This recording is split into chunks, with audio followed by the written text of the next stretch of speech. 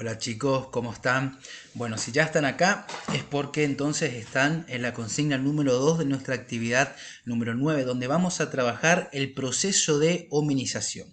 Ya leyeron seguramente ahí qué es el proceso de hominización, entonces nos meteremos directamente con la cuestión de este proceso. ¿Sí? Bien. Lo primero que tenemos que saber cuando estudiamos el proceso de hominización es que estamos estudiando la evolución que tuvo el ser humano. ¿Sí? Y en los estudios de la evolución humana, si bien hay mucho descubrimiento y se sabe mucho, todavía es poco lo que se sabe en comparación con lo que se puede llegar a saber. ¿Sí? Es decir, que constantemente están habiendo investigaciones, avances, ¿sí? Descubrimientos que permiten de a poco ir completando e ir reescribiendo lo que es la teoría de la evolución del ser humano. Bien, pero sin embargo tenemos algunas certezas a partir de las cuales tenemos que comenzar a pensar esta cuestión nosotros. Bien, lo primero que tenemos que saber es que el ser humano es originario de África, ¿sí? Se originó en el continente africano.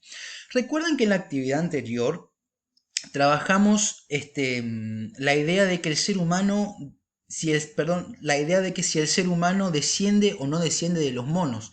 Vimos que decir que el ser humano desciende de los monos es falso, sino que lo que plantea la teoría de la evolución, Darwin, ¿no? Lo que plantea es que el ser humano comparte un ancestro en común con los chimpancés y que sabemos por estudios genéticos actuales que compartimos casi la totalidad de nuestra cualidad genética con los chimpancés y con otro tipo de primate.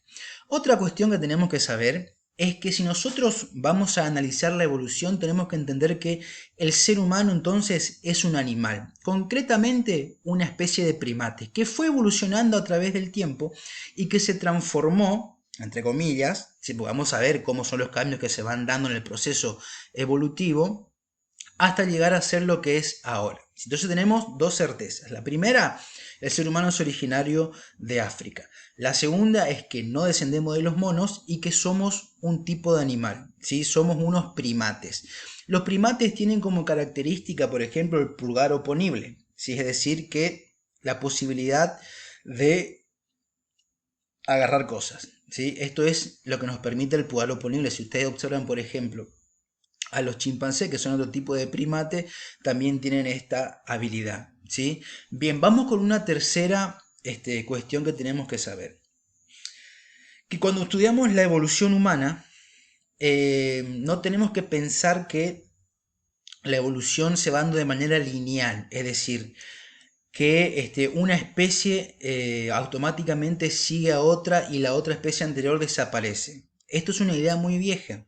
En la actualidad se sabe que muchas de las especies antepasadas de los seres humanos convivieron entre sí y que de hecho esto fue lo que posibilitó la supervivencia de algunas especies y la extinción de otras. Bien, vamos. Recordemos entonces, el ancestro en común, planteaba Darwin, ¿sí? Entre seres humanos y chimpancés. Hay una hipótesis, sí que se llama la hipótesis de la historia del lado del este, que plantea que el antepasado, el ancestro en común entre humanos y chimpancés, vivió en el Mioceno hace 7 millones de años. El Mioceno es una era geológica, hace 7 o 6 millones de años, ¿sí?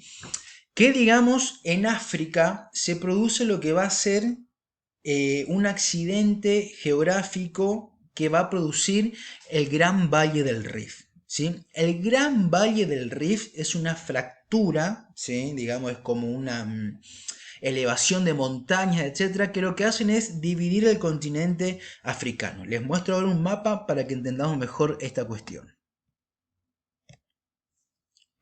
Acá tenemos, por ejemplo, lo que es el continente africano, ¿sí?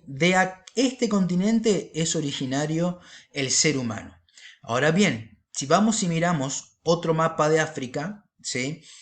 Esto que ven marcado en rojo es el Valle del Rift, que comenzó a formarse hace aproximadamente 30 millones de años y se sigue formando, si es un accidente geográfico. Este accidente geográfico obligó a ciertos primates a vivir a algunos de el lado occidental y a otros del lado oriental, ¿sí? Sigan el cursor. Los primates que se quedaron en el lado occidental, o sea, en este sector, pudieron seguir llevando una vida arbórea, es decir, arriba de los árboles, y esto les permitía sobrevivir.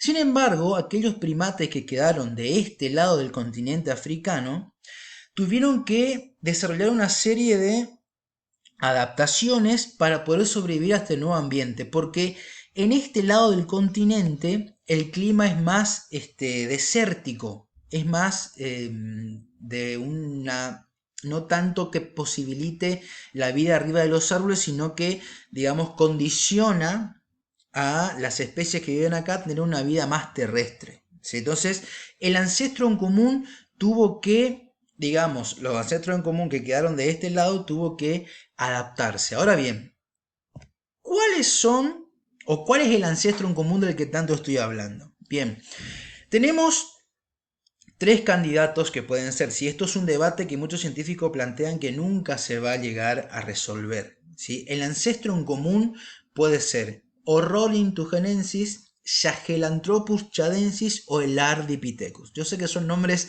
muy complicados, pero ya lo van a investigar y van a ver que se lo van a aprender. Entonces tenemos, si hacemos una línea evolutiva, pero recuerden que hay que tomar los recaudos para hacer esto, ¿sí? Porque la evolución no se da de manera lineal, de una especie va a otra, va a otra, va a otra. Tenemos entonces el ancestro en común hace 6 o 7 millones de años y luego vienen los Australopithecus, ¿sí? Los Australopithecus que van a ser, digamos, los antecesores de lo que va a ser el género Homo. El género Homo son aquellas especies consideradas ya dentro de lo que es un ser humano, ¿sí? Bien, sigan entonces desarrollando la actividad.